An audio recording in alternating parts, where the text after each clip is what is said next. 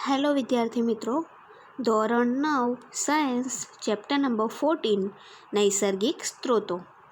વિદ્યાર્થી મિત્રો, અગાઉના વિડીયોમાં આપણે જે આપણું ચેપ્ટર હતું ગુરુત્વાકર્ષણ એના વિશે સમજૂતી મેળવી લીધી. આજે આપણે એક નવું ચેપ્ટર શરૂ કરવા જઈ રહ્યા છીએ જેનું નામ છે નૈસર્ગિક સ્ત્રોતો. તો આપણું ચેપ્ટર 14 એ છે નૈસર્ગિક સ્ત્રોતો, જેને આપણે કુદરતી સ્ત્રોતો તરીકે પણ ઓળખીએ છીએ.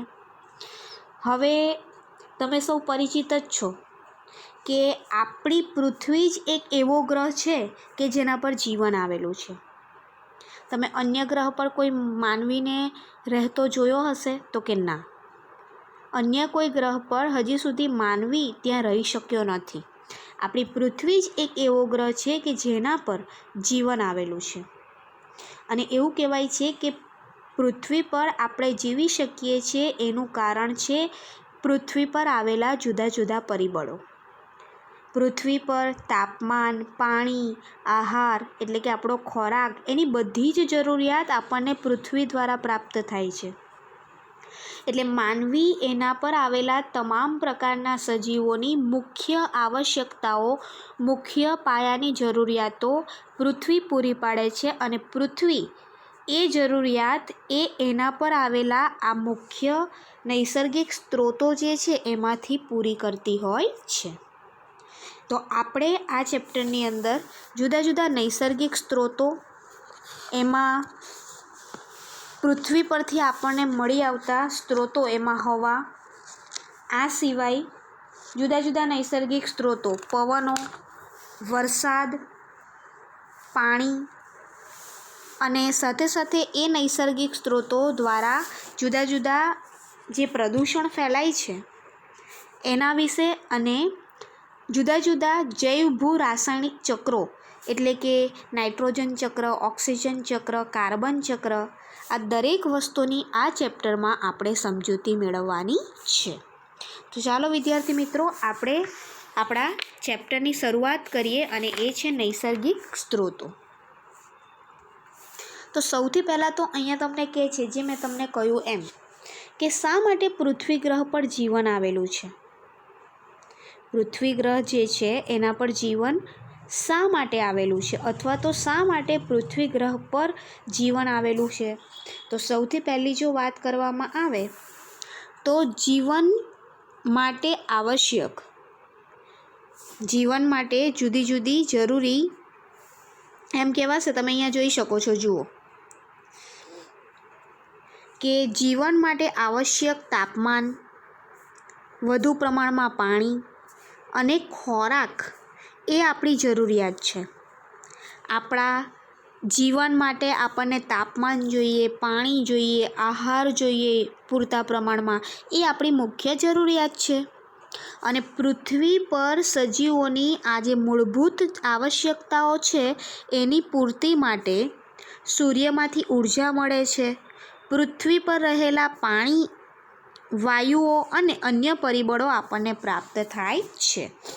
એટલે આપણી પૃથ્વી, જેના પર જે સજીવો વસવાટ કરે છે, એમની મુખ્ય આવશ્યકતાઓ, સૂર્યમાંથી આપણને ઉર્જા મળી રહી છે, પૃથ્વી પર રહેલું પાણી મળી રહે છે, અને વાયુઓ અને અન્ય પરિબળો પણ આપણી પૃથ્વીમાંથી આપણને પ્રાપ્ત થાય છે.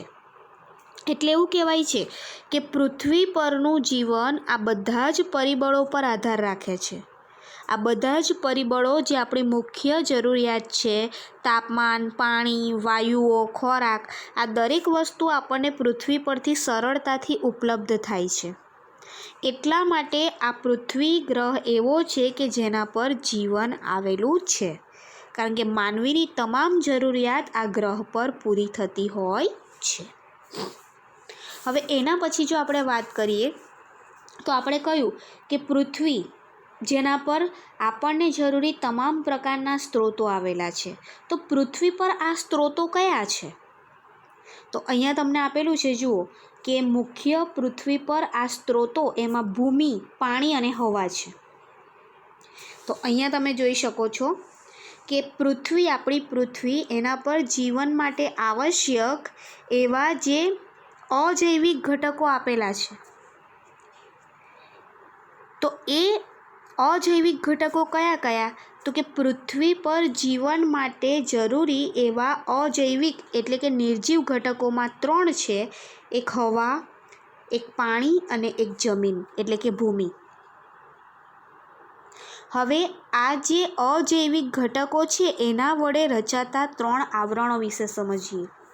એટલે આપણી પૃથ્વી પર હવા, પાણી અને જમીન એવા 3 અજૈવિક ઘટકો આવેલા છે જે પૃથ્વી પર જુદા જુદા આવરણની રચના કરે છે.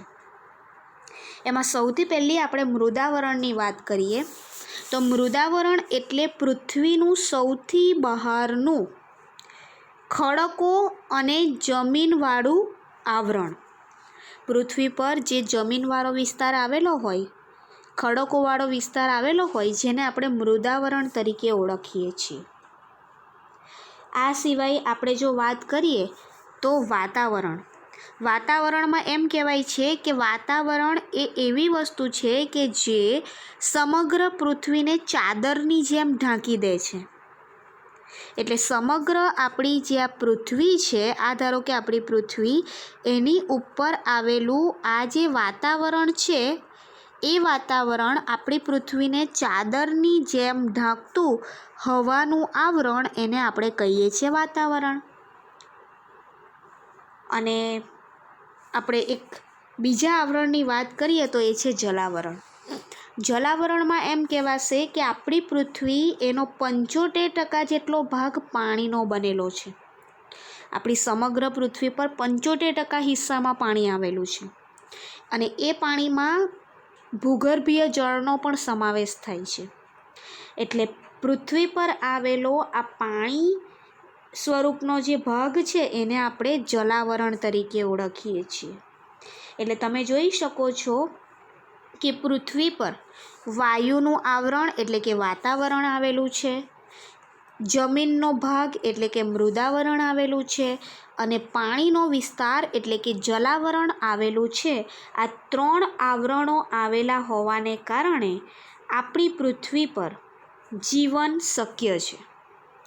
કારણ કે આ 3 આવરણ, એક વાતાવરણ, એક મૃદાવરણ અને જલાવરણ, આ 3 આવરણો જ્યારે પૃથ્વી પર એકસાથે આવેલા છે ત્યારે પૃથ્વી પર જીવનની સંભાવના શક્ય બની છે અને એને આપણે જીવાવરણ તરીકે પણ ઓળખીએ છીએ. જીવાવરણ તમે અહીંયા જોઈ શકો છો. જુઓ, જીવાવરણ એટલે શું? તો કે પૃથ્વી પર 3 આવરણો ભેગા મળી, વાતાવરણ, મૃદાવરણ અને જલાવરણ, આ 3 આવરણો ભેગા મળી અને એક જીવાવરણની રચના કરે છે કે જેના પર જૈવિક ઘટકો એટલે કે સજીવો વસવાટ કરી શકે. એટલે તમે જોશો તો પૃથ્વી પર એમ જોવા જાય તો અજૈવિક ઘટકો 3 છે: હવા, પાણી અને ભૂમિ. આ 3 ભેગા થઈ અને પૃથ્વી પર જુદા જુદા આવરણો, મૃદાવરણ, વાતાવરણ અને જલાવરણની રચના કરે છે. આ 3 જ્યારે આવરણો ભેગા થાય ત્યારે જીવાવરણ બનાવે છે. એ જીવાવરણ એટલે જેના પર સજીવો વસવાટ કરતા હોય ને એવું આવરણ. હવે અહીંયા તમને આપેલું છે, જુઓ કે જીવાવરણ કોને કહે છે. જીવાવરણમાં કયા કયા જૈવિક અને અજૈવિક ઘટકો આવેલા છે? તો જીવાવરણ જે છે એ મુખ્ય એના વિશે સમજીએ આપણે. તો જીવ એને આધાર અથવા આશ્રય આપતા પૃથ્વીના આવરણો, એક વાતાવરણ, એક મૃદાવરણ અને એક જલાવરણ, એકબીજા સાથે ભળી અને જીવનની સંભાવના શક્ય બનાવે છે. એટલે પૃથ્વી પર જીવનની સંભાવના શક્ય કોના કારણે બની છે? તો કે પૃથ્વી પર રહેલા સજીવોને આશ્રય આપતા 3 આવરણો, વાતાવરણ, મૃદાવરણ અને જલાવરણ, એકબીજા સાથે ભળી અને જીવનની સંભાવના શક્ય બનાવે છે. એને આપણે કહીશું જીવાવરણ. એટલે જ્યારે આ 3 આવરણો ભેગા થાય પૃથ્વી પર ત્યારે જે સજીવો છે એ આપણી પૃથ્વી પર જીવી શકે છે. એટલે એ 3 ભેગા મળી અને પૃથ્વી પર જીવનની સંભાવના શક્ય બનાવે એ આવરણને આપણે કહીશું જીવાવરણ. હવે જીવાવરણમાં મુખ્યત્વે એવું કહેવાય છે કે જીવંત ઘટકો ત્યાં જ જોવા મળે જ્યાં આ 3 આવરણ આવેલા હોય.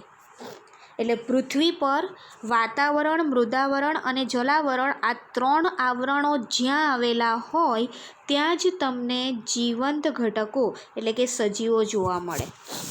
આપણી પૃથ્વી પર આપણને જીવંત ઘટકો એટલે કે સજીવો કેમ જોવા મળે છે?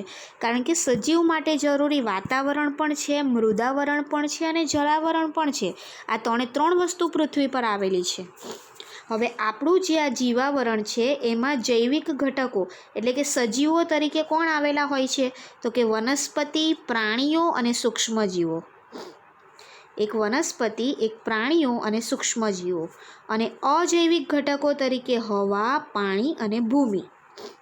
તમને અહીંયાથી શોર્ટ ક્વેશ્ચન પૂછાય કે જીવાવરણમાં જૈવિક ઘટકો કયા કયા આવેલા છે? તો કે વનસ્પતિ, પ્રાણી અને સૂક્ષ્મજીવો. અને અજૈવિક ઘટકો તરીકે હવા, પાણી અને ભૂમિનો સમાવેશ થાય છે. હવે આપણે વાત કરીએ તો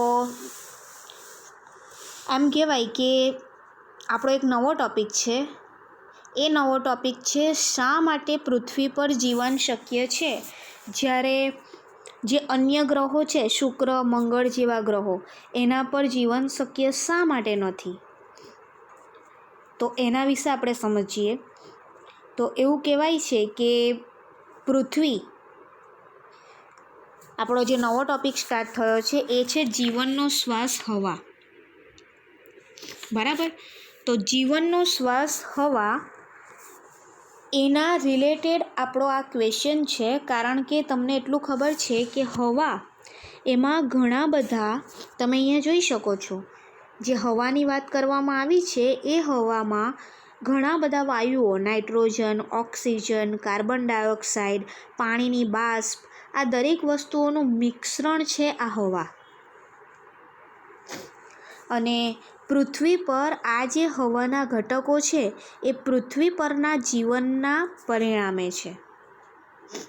તો અહીંયાથી તમને ક્વેશ્ચન પૂછાય છે કે પૃથ્વી પર જીવન શક્ય છે જ્યારે મંગળ અને શુક્ર જેવા ગ્રહો પર જીવન શક્ય નથી. એનું કારણ શું? તો અહીંયા તમને આપ્યું છે, જુઓ.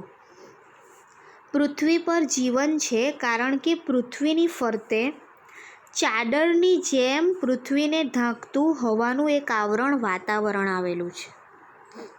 અને એ વાતાવરણમાં સજીવની જીવનની જરૂરિયાત માટેના અગત્યના વાયુઓ નાઇટ્રોજન, ઓક્સિજન, કાર્બન ડાયોક્સાઇડ આવેલા છે. એવું કહેવાય છે કે પૃથ્વી પરનું એ જે હવાનું આવરણ, વાતાવરણ છે એમાં 21% ઓક્સિજન, 0.03% કાર્બન ડાયોક્સાઇડ, આ જુદા જુદા વાયુઓ ઓછા વત્તા પ્રમાણમાં આપણા વાતાવરણમાં જોવા મળે છે. અને પૃથ્વી પર રહેલા હવાના ઘટકો પૃથ્વી પરના જીવનને પરિણમે છે. એટલે પૃથ્વી પર હવાની અંદર આ જે જુદા જુદા ઘટકો આવેલા છે એ પૃથ્વી પરના જીવન જે છે એને શક્ય બનાવે છે. અહીંયા એવું કહેવાય છે કે શુક્ર અને મંગળની જો વાત કરવામાં આવે ને તો આ બંને ગ્રહો પર વાતાવરણનો મુખ્ય ઘટક કાર્બન ડાયોક્સાઇડ એ 95થી 97% આવેલો છે.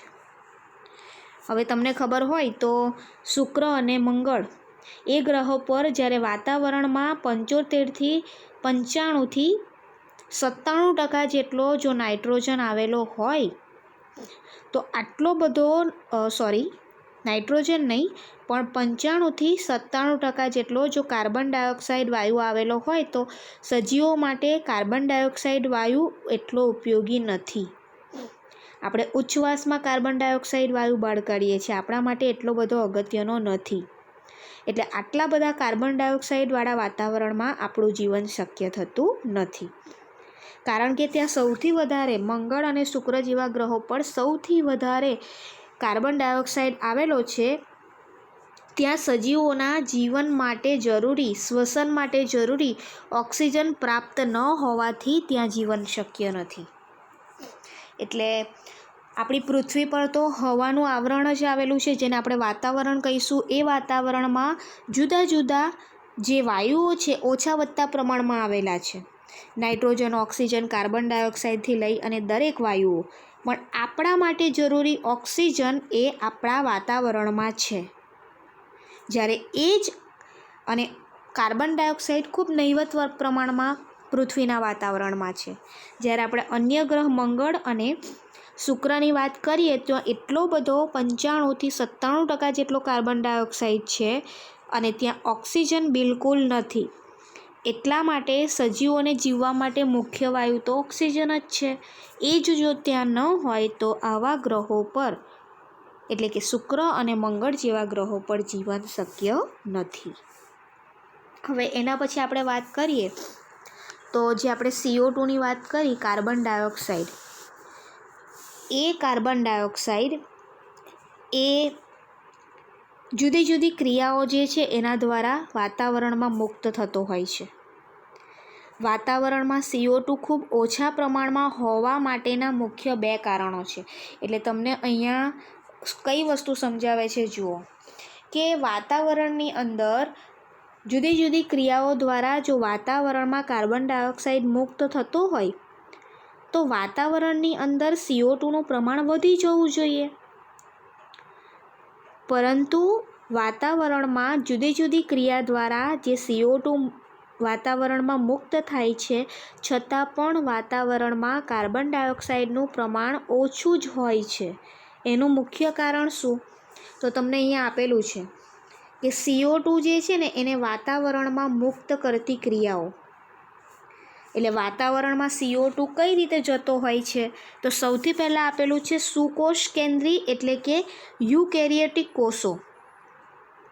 જે સુકોષ કેન્દ્રી સજીવો છે અને ઘણા આદિકોષ કેન્દ્રી સજીવો. આદિકોષ કેન્દ્રી સજીવો જેને પ્રોકેરિયોટિક સજીવો કહેવાય. આ આદિકોષ કેન્દ્રી સજીવોમાં બેક્ટેરિયાનો સમાવેશ થાય. અને સુકોષ કેન્દ્રી સજીવો એ બંને પ્રકારના સજીવો એમના કોષોની ક્રિયાશીલતા માટે એમને ઉર્જા જરૂર પડે અને એ ઉર્જા મેળવવા માટે એ લોકો ગ્લુકોઝનું ઓક્સિજનની હાજરીમાં મંદ દહન કરે છે, જેને આપણે કોષીય શ્વસન તરીકે ઓળખીએ છીએ. અને આ કોષીય શ્વસનની ક્રિયામાં CO2 જે છે એ વાતાવરણમાં મુક્ત થાય છે. તમને ખબર હોય તો સુકોષ કેન્દ્રી કોષો અને ઘણા એવા આદિકોષ કેન્દ્રી સજીવો, એમાં કોષો જે છે એમના કોષોને સતત કાર્યશીલ રાખવા હોય, ક્રિયાશીલ રાખવા હોય તો એ લોકોને ઉર્જાની જરૂર પડવાની છે. અને એ ઉર્જા ગ્લુકોઝના ઓક્સિજનની હાજરીમાં દહનથી મુક્ત થાય. અને એ દહનની ક્રિયાને આપણે કોષીય શ્વસન કરીએ. એ શ્વસનની ક્રિયામાં CO2 વાયુ જે છે એ મુક્ત થતો હોય છે. અહીંયા તમે ખાલી જાણકારી માટે આપેલું છે. આ છે C6H12O6 ગ્લુકોઝનું સૂત્ર છે. ઓક્સિજન અને પાણીની હાજરીમાં જ્યારે એનું દહન થાય તો એમાંથી કાર્બન ડાયોક્સાઇડ, પાણી અને ઉર્જા મુક્ત થાય છે. એટલે આ રીતે CO2 વાયુ જે છે એ ઉત્પન્ન થતો હોય છે. આ સિવાય તમે જ્યારે કોઈ વસ્તુનું દહન કરાવો છો તો દહન એક એવી પ્રક્રિયા છે જેમાં કોઈપણ વસ્તુને સળગવા માટે ઓક્સિજન વપરાય અને એ વસ્તુ સળગે ત્યારે એમાંથી CO2 એ વાતાવરણમાં મુક્ત થતો હોય છે. આ સિવાય માનવી જ્યારે બળતણ અથવા ઈંધણને સળગાવે છે ત્યારે પણ વાતાવરણમાં CO2 વાયુ જતો હોય છે. જંગલોમાં અચાનક આગ લાગે છે, તેના દહનથી પણ વાતાવરણમાં CO2 વાયુ જાય છે. તો આટલી બધી ક્રિયાઓ એવી છે કે જેના દ્વારા CO2 વાયુ એ વાતાવરણની અંદર જતો હોય છે. તો આટલી બધી રીતે જો વાતાવરણમાં CO2 વાયુ જાય તો એનું પ્રમાણ કેમ વધી જતું નથી વાતાવરણમાં? કારણ કે જે રીતે વાતાવરણમાં CO2 મુક્ત થાય છે જુદી જુદી ક્રિયા દ્વારા, એ રીતે એ CO2નો ઉપયોગ પણ વાતાવરણમાંથી થતો હોય છે. પહેલું જ તમને ખબર હોય તો આપણી લીલી વનસ્પતિ જે પ્રકાશ સંશ્લેષણની ક્રિયા કરે છે. અને પ્રકાશ સંશ્લેષણની ક્રિયા દરમિયાન લીલી વનસ્પતિ કાર્બન ડાયોક્સાઇડનો ઉપયોગ કરી અને ગ્લુકોઝ બનાવે છે. એટલે વનસ્પતિ કાર્બન ડાયોક્સાઇડ અને પાણી આ બંનેનો ઉપયોગ કરી ક્લોરોફિલ અને સૂર્યપ્રકાશની હાજરીમાં ખોરાક એટલે કે ગ્લુકોઝ બનાવે છે. એટલે આ ખોરાકના નિર્માણની પ્રક્રિયામાં પણ CO2 વપરાય છે. આ સિવાય ઘણા બધા દરિયાઈ પ્રાણીઓ એવા છે કે જે પોતાના શરીરનું જે કવચ હોય એના નિર્માણમાં પણ જે પાણી હોય એમાં દ્રાવ્ય કાર્બોનેટનો ઉપયોગ કરે છે. અને એ કાર્બોનેટના રચનામાં મહાસાગરમાં રહેલા CO2 જે છે એ વાયુનો ઉપયોગ થતો હોય છે. એટલે દરિયાઈ પ્રાણીઓ કવચના નિર્માણમાં પણ CO2 વાયુનો ઉપયોગ કરે. વનસ્પતિ પ્રકાશ સંશ્લેષણ માટે પણ CO2 વાયુ વાપરે. એટલે જેટલો કાર્બન ડાયોક્સાઇડ વાયુ જુદી જુદી ક્રિયા દ્વારા વાતાવરણમાં જાય એટલો જ કાર્બન ડાયોક્સાઇડ વાયુ એ વનસ્પતિ અને આ દરિયાઈ પ્રાણીઓ દ્વારા પાછો વપરાય પણ છે. એટલે વાતાવરણમાં CO2નું પ્રમાણ વધી જતું નથી. હવે એના પછી તમને આપેલું છે આબોહવા જે છે એના નિયંત્રણમાં વાતાવરણનો ફાળો, એના વિશે સમજાવ્યું છે. તો સૌથી પહેલાં તો એવું કહેવાય છે કે આપણી જે આબોહવા છે, પૃથ્વી પરની આબોહવા, એના નિયંત્રણમાં વાતાવરણ કઈ રીતે ભાગ ભજવે છે. તો અહીંયા તમને આપ્યું છે, જુઓ કે વાતાવરણ જે છે ને એમાં વાયુઓ આવેલા છે અને વાતાવરણમાં રહેલા એ વાયુઓ ઉષ્માના મંદવાહક છે. હવે એવું કહેવાય છે કે આ વાયુઓ ઉષ્માના મંદવાહક હોવાથી વાતાવરણ જે છે એ પૃથ્વીના સરેરાશ તાપમાનને દિવસના સમયે અને સમગ્ર વર્ષ દરમિયાન જાળવી રાખે છે. એટલે પૃથ્વી પર વાતાવરણમાં રહેલા વાયુઓ ઉષ્માનું મંદ વહન કરતા હોવાથી વાતાવરણ જે છે એ વાતાવરણ શું કરે, તો કે વાતાવરણમાં રહેલા વાયુઓ પૃથ્વીના સરેરાશ તાપમાનને જાળવી રાખે. પૃથ્વીના સરેરાશ તાપમાનને અચાનક વધારે, એટલે કે પૃથ્વી પરનું તાપમાન અચાનક વધી પણ નથી જતું અને રાત્રે ઘટી પણ નથી જતું. એનું કારણ છે પૃથ્વી પર રહેલું આ વાતાવરણ અને એમાં રહેલા વાયુઓ જે ઉષ્માના મંદવાહક હોવાથી પૃથ્વીના સરેરાશ તાપમાનને દિવસે અને સમગ્ર વર્ષ દરમિયાન જાળવી રાખે છે. અહીંયા કહે છે તમને, જુઓ કે વાતાવરણ દિવસ દરમિયાન તાપમાનમાં અચાનક વધારાને અટકાવે છે. પૃથ્વી પર રહેલું આ વાતાવરણ શું કરે, તો કે દિવસ દરમિયાન પૃથ્વીના તાપમાનમાં અચાનક વધારો ન થઈ જાય એ અટકાવે છે. અને રાત્રિ દરમિયાન ઉષ્મા જે છે, ગરમી, એ બહારના વાતાવરણમાં વધારે પડતી મુક્ત ન થઈ જાય અને તાપમાનમાં અચાનક ઘટાડો ન થઈ જાય એ વસ્તુ અટકાવે છે. એટલે દિવસ દરમિયાન પૃથ્વીનું જે વાતાવરણ છે એ પૃથ્વીનું તાપમાન અચાનક વધી ન જાય એનું પણ કાળજી રાખે છે. અને રાત્રિ દરમિયાન જે હૂંફાળું વાતાવરણ રહેવું જોઈએ એની જગ્યાએ બધી ઉષ્મા એ વાતાવરણમાં મુક્ત ન થઈ જાય અને પૃથ્વીનું તાપમાન જે છે અચાનક ઘટી ન જાય એ પણ અટકાવે છે. એટલે પૃથ્વી પર વાતાવરણને કારણે જ દિવસ અને રાત્રિના તાપમાનમાં વધારે તફાવત જોવા મળતો નથી. દિવસ દરમિયાન તાપમાન વધી પણ નથી જતું આ વાતાવરણના કારણે અને રાત્રિ દરમિયાન ઘટી પણ નથી જતું. એ બેલેન્સ જાળવી રાખે છે. પણ અહીંયા તમને આપ્યું છે, જુઓ, ચંદ્ર અને પૃથ્વી એ બંને સૂર્યથી સમાન અંતરે આવેલા છે. આપણે સૂર્યમંડળના ગ્રહોની વાત કરીએ તો આપણી પૃથ્વી અને ચંદ્ર બંને સૂર્યથી એક સમાન અંતરે આવેલા છે. છતાં પણ ચંદ્રની સપાટી પર વાતાવરણ ન હોવાથી ત્યાંનું તાપમાન -190°C થી 110°C રહે છે. અને માઇનસમાં જ્યારે તાપમાન જાય અથવા 110 સુધી જ્યારે તાપમાન પહોંચે ત્યારે વ્યક્તિ ત્યાં જીવિત રહી શકતો નથી. એટલે ચંદ્ર પર વાતાવરણ ન હોવાને કારણે તમે ચંદ્રનું દિવસ અને રાત્રિનું તાપમાન જુઓ -190થી લઈ અને 110 સુધી. અને આ પ્રકારના તાપમાનમાં ક્યારે પણ સજીવ જીવી શકવાનો નથી. પણ આપણી પૃથ્વી પર એ તાપમાનનો તફાવત બેલેન્સ કેમ રહે છે? કારણ કે આપણી પૃથ્વી પર આ વાતાવરણ છે. આ વાતાવરણ જ આપણી પૃથ્વી પર દિવસ અને રાત્રિનું તાપમાન જાળવી રાખે છે. હવે એના પછી આપણે વાત કરીએ તો આપણે જે હવાની ગતિ, જેને આપણે પવનો તરીકે ઓળખીએ છીએ, એના વિશે સમજૂતી મેળવીએ. તો એવું કહેવાય છે કે આપણે દિવસભરની એકદમ ગરમી હોય અને પછી તમે જ્યારે સાંજે અચાનક જ ઠંડા પવનની તમને એક લહેર આવે તો તમને કેવો રાહતનો અનુભવ થતો હોય છે, બરાબર. તો અહીંયા પણ તમને એ જ કહે છે, આપણે પવન વિશે સમજવાનું છે કે આપણે એટલા ખુશનસીબ કહેવાઈએ કે ઉનાળાના ગરમ વાતાવરણ પછી અચાનક જ જો વરસાદ પડે અને એ વરસાદના છાંટામાંથી આપણને જો ઠંડો ઠંડો પવન મળે તો ઉનાળામાં આપણને એ વસ્તુ ખૂબ જ સારી લાગે છે. અને કોઈક વાર એ પવન એટલો બધો સ્પીડમાં હોય છે, તોફાની પવન, જેને આપણે વાવાઝોડું કહીએ છીએ. તો પવનની ગતિ જે એક તરફ આપણને બહુ ગમતી પણ હોય છે, જ્યારે ઉનાળાના દિવસોમાં એ ઠંડો પવન ફૂંકાય તો એ આપણા માટે આહલાદાયક હોય છે, આપણને ગમતું હોય છે.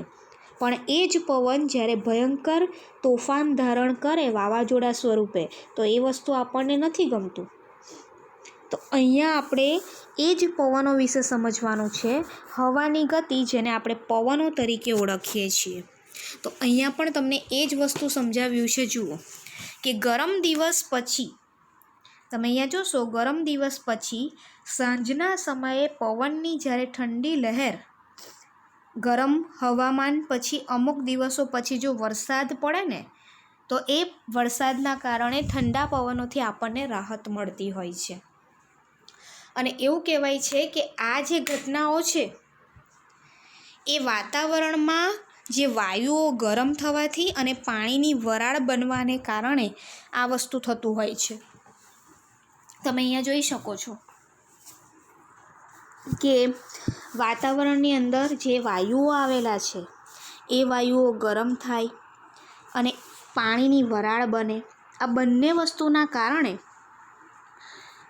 આ વસ્તુ થતી હોય છે કે અચાનક જ વરસાદ પડે, પવનની ઠંડી લહેર આવે તો પવન ફૂંકાવાનું કારણ વાતાવરણમાં રહેલા વાયુઓ ગરમ થાય છે, પછી પાણીની વરાળ બનવાની ક્રિયા અને એના દ્વારા વરસાદ આવવાની ક્રિયા થતી હોય છે.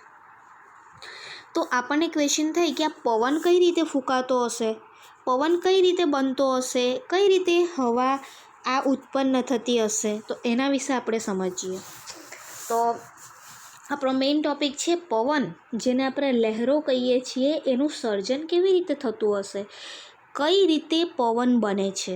તો તમને અહીંયા આપેલું છે, જુઓ કે જ્યારે સૂર્યના કિરણો એ પૃથ્વીની સપાટી પર પડે ને તો એમાંના અમુક કિરણો જમીન અને જળાશયો દ્વારા શોષણ પામે છે.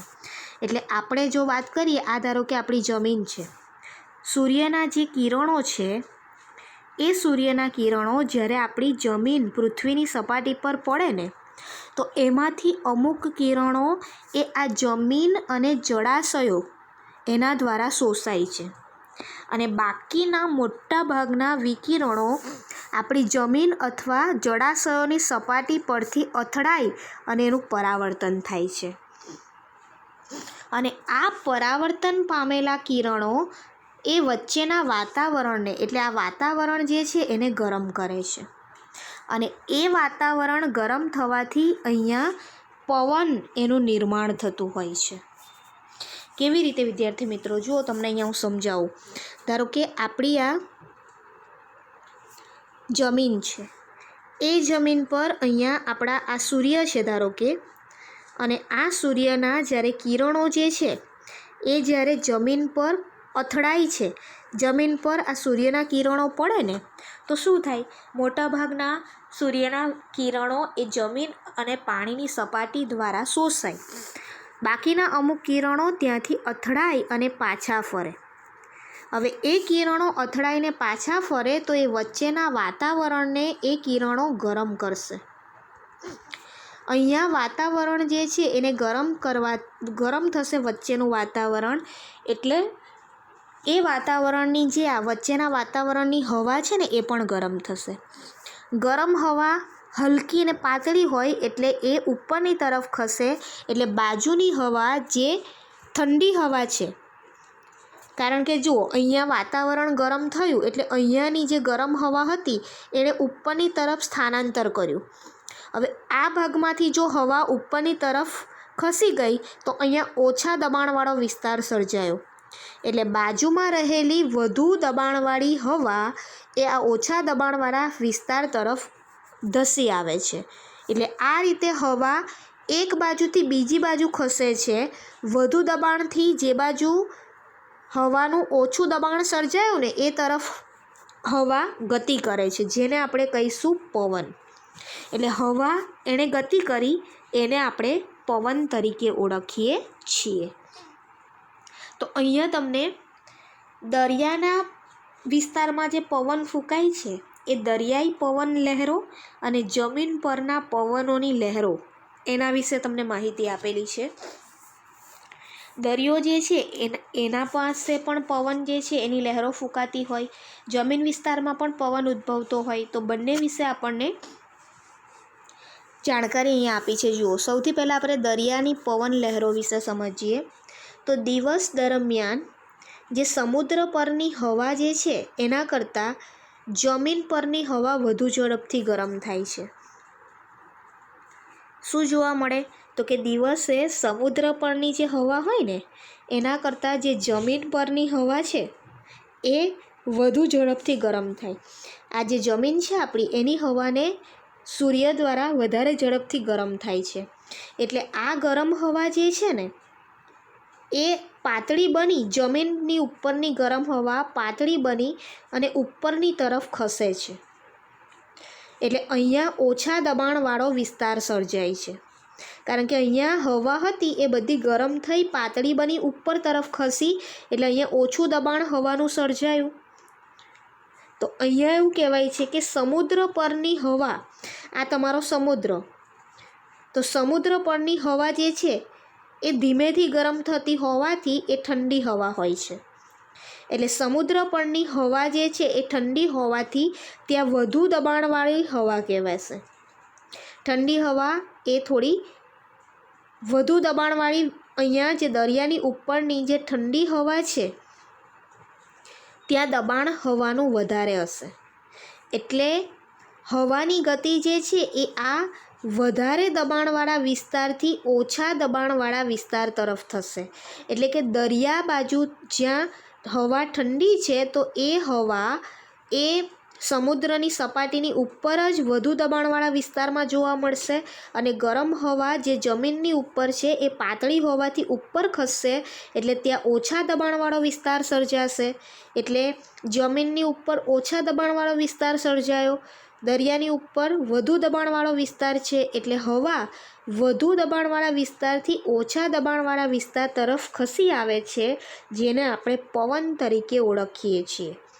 એટલે દિવસ દરમિયાન જે હવા ઉત્પન્ન થાય છે, જે પવનની લહેરો ઉત્પન્ન થાય છે એની દિશા સમુદ્રથી જમીન તરફ હશે. હવે એ જ વસ્તુ જો આપણે રાત્રિ દરમિયાન વાત કરીએ, આ દિવસ દરમિયાન આપણે વાત કર્યું, હવે આપણે રાત્રિ દરમિયાન જો પવનની વાત કરવામાં આવે તો રાત્રે એવું કહેવાય છે કે જમીન અને સમુદ્ર બંને શીતળ થાય છે. એટલે કે બંને રાત્રિ દરમિયાન ઠંડા પડે છે, પરંતુ પાણી કરતાં જમીન વધુ ઝડપથી ઠંડી થાય છે. એક બાજુ તમે અહીંયા જમીન લઈ લો અને એક બાજુ પાણી છે, તો સમુદ્રના પાણી એના કમ્પેરમાં જે જમીન હોય ને એ વધુ ઝડપથી ઠંડી થાય. જમીન ઠંડી થાય તો જમીન પર રહેલી હવા એ હવા પણ વધુ ઝડપથી ઠંડી થશે. એટલે અહીંયા તમને આપેલું છે કે જમીન પરની હવા સમુદ્રના પાણીની હવા કરતાં વધુ ઝડપથી ઠંડી પડે છે. એટલે ઠંડી હવા એટલે અહીંયા વધુ દબાણવાળો વિસ્તાર સર્જાય છે અને વધુ દબાણવાળા વિસ્તારથી હવા ઓછા દબાણવાળા વિસ્તાર એટલે કે સમુદ્ર તરફ ધસી આવે છે. એટલે રાત્રિ દરમિયાન પવનની લહેરો જે છે એ જમીનથી સમુદ્ર તરફ હશે. એટલે અહીંયા હવાની ગતિ એ જે દબાણનો તફાવત સર્જાયો ને એને કારણે થઈ. એક બાજુ વધુ દબાણ સર્જાયું, બીજી બાજુ ઓછું દબાણ, એને કારણે હવાની ગતિ થાય છે, જેને આપણે પવન કહીએ છીએ.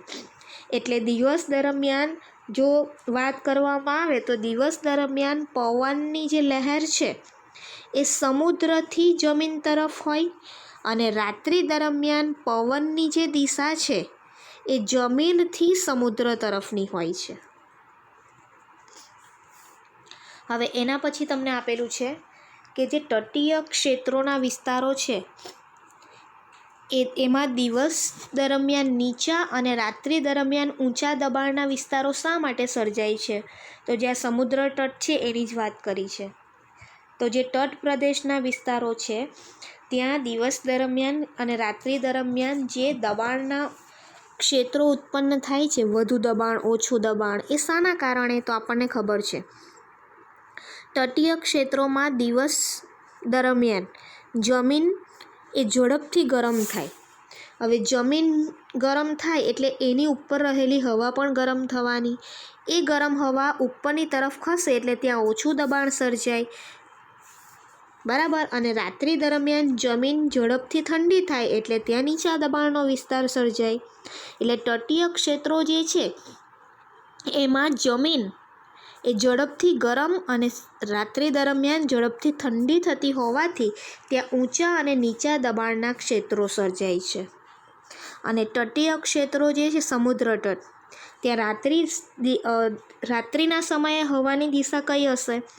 તો રાત્રિના સમયે હવાની જે દિશા છે એ જમીનથી દરિયા તરફની હોય છે. હવે એના પછીનો અગત્યનો ટૉપિક જોઈએ, એ છે વરસાદ. તમે બધાએ વરસાદ વિશે સાંભળ્યું છે. તો એ વરસાદ કેવી રીતે પડે છે પૃથ્વી પર? તમને બધાને ખબર છે કે વાદળો વાતાવરણમાં બંધાય તો એ વાદળો બંધાવાને કારણે વરસાદ પડે. તો અહીંયા તમને એ જ વસ્તુ સમજાવે છે કે વાદળો કેવી રીતે બંધાય છે અને વરસાદ કેવી રીતે પડે છે. તમને ટૂંકનોંધ વરસાદ વિશે પૂછાય તો તમારે આ અગત્યની થિયરી છે, મુદ્દાસર ક્વેશ્ચનમાં પૂછાય તો તમને એ વસ્તુ આવડવી જોઈએ. તો સૌથી પહેલાં તો એવું કહેવાય છે કે પૃથ્વી પર જે જળ સ્ત્રોતો આવેલા હોય ને એ જળ સ્ત્રોતો દિવસના સમયે એમના પાણીનો ભાગ ગરમ થાય, અને જ્યારે એ પૃથ્વી પર રહેલા નદી, સરોવર, તળાવ, એ જળ સ્ત્રોતો એમાં દિવસ દરમિયાન સમુદ્રના કારણે જે પાણીનો ભાગ ગરમ થાય છે ત્યારે ખૂબ વધારે માત્રામાં પાણીની બાષ્પ બને છે, અને એ પાણીની બાષ્પ એ હવામાં વહે છે. એટલે દિવસ દરમિયાન જ્યારે નદી, સરોવર, તળાવ એના પર સૂર્યના કિરણો પડે એટલે એ પાણી એની બાષ્પ બને, અને એ બાષ્પ એ હવામાં વધારે પડતી જાય છે. અને પાણીની આ બાષ્પ જે છે એ કેટલીક માત્રામાં વિવિધ જૈવિક ક્રિયાઓના કારણે વાતાવરણમાં જાય છે. એટલે જુદી જુદી જે જૈવિક ક્રિયાઓ છે એના પરિણામે આ પાણીની બાષ્પ જે બની એ વાતાવરણની અંદર જાય છે. એટલે અહીંયા એવું કહેવાય કે સૂર્ય ઉષ્માથી હવા પણ ગરમ થાય છે. જ્યારે અહીંયા પાણી તો ગરમ થયું, પાણીની બાષ્પ બની અને વાતાવરણમાં ગઈ, પણ આ જ સૂર્યની ગરમીને કારણે વચ્ચેની હવા પણ ગરમ થાય છે, અને આ ગરમ હવા પેલી પાણીની બાષ્પને ઉપરની તરફ લઈ જાય છે. એટલે સૂર્યના કારણે આ વચ્ચેની હવા પણ ગરમ થઈ, એ હવા પેલી પાણીની બાષ્પ બની એને પોતાની સાથે ઉપર લઈ જાય છે. જેમ જેમ હવા ઉપરની તરફ જાય એમ એનું વિસ્તરણ થતું જાય અને હવા ઠંડી પડતી જાય. હવા જો ઠંડી પડે તો હવા સાથે રહેલા પાણીની બાષ્પના ટીપાં પણ નાના નાના બિંદુમાં ફેરવાય છે. હવે એવું કહેવાય છે કે હવામાં તરતી જે ધૂળના રજકણો હોય ને એ પાણીના આ નાના નાના બિંદુઓની આજુબાજુ એકત્ર થઈ જાય, અને એ મોટા પ્રમાણમાં પાણીના આ નાના નાના બિંદુઓ એકબીજા સાથે ભેગા થઈ અને વાદળ બને છે. એટલે આ વાદળ કેવી રીતે બન્યું? તો કે નાના નાના પાણીના ટીપાં જેની આજુબાજુ ધૂળના રજકણો ગોઠવાઈ જાય, એ પાણીના નાના નાના ટીપાં એકબીજા સાથે ભેગા થાય અને વાદળો બને. એટલે પાણીના નાના નાના બૂંદો એ સંઘનનની ક્રિયા ભેગા થઈને પાણીના મોટા બિંદુ બનાવે અને એમાંથી વાદળ બનતું હોય છે. હવે પાણીના આ બિંદુઓ એનું વજન ઉપર વધે એટલે એ જમીન પર વરસાદ સ્વરૂપે પડે છે, જેને આપણે વરસાદ પડ્યો એવું કહીએ છીએ. હવે એવું પણ કહેવાય છે કે ક્યારેક હવાનું તાપમાન ખૂબ જ ઓછું થઈ જાય ને, જ્યારે હવા એકદમ વાતાવરણમાં ઠંડી થઈ જાય ને, તો એ પાણીના ટીપાં વાતાવરણમાં થીજી જતા હોય છે અને બરફમાં ફેરવાઈ જાય છે અને કરા સ્વરૂપે પણ પૃથ્વી પર આવતા હોય છે. એટલે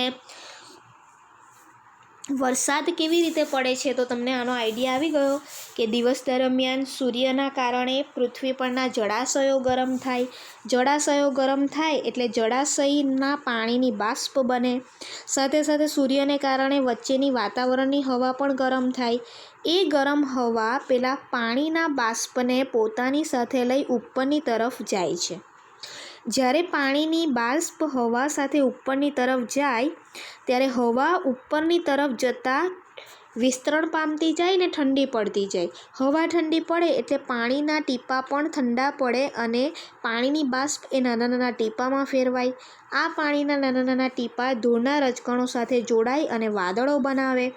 અને એ વાદળો એમાં જ્યારે પાણી જે છે એના ટીપાં એકબીજા સાથે જોડાઈને જે વાદળો બન્યા, ત્યાં પાણીના ટીપાઓ ભેગા થવાથી પાણીના બિંદુઓનું જે વજન વધે છે એને કારણે એ વરસાદ સ્વરૂપે એ ટીપાં નીચેની તરફ આવે છે, જેને આપણે કહીએ છીએ વરસાદ પડ્યો. તો વિદ્યાર્થી મિત્રો, આજનો જે આપણો આ ચેપ્ટર છે નૈસર્ગિક સ્ત્રોતો, 14મું ચેપ્ટર, એમાં આપણે પૃથ્વી પર રહેલા જે જુદા જુદા 3 આવરણો છે તે, સાથે સાથે સજીવોનો જે શ્વાસ છે હવા, આ સિવાય વાતાવરણ એના નિયંત્રણમાં, એટલે કે આબોહવા જે છે પૃથ્વી પરની એના નિયંત્રણમાં વાતાવરણ કઈ રીતે અગત્યનો ભાગ ભજવે છે, શા માટે પૃથ્વી પર જીવન શક્ય છે, પવન કઈ રીતે ઉત્પન્ન થાય છે, વરસાદ કેવી રીતે પડે છે, એના વિશે સમજૂતી મેળવી. હવે પછીની જે નેક્સ્ટ થિયરી છે જુદા જુદા પ્રદૂષણો અને પાણી વિશેની થિયરી, એ હવે આપણે નેક્સ્ટ વિડીયોમાં જોઈશું.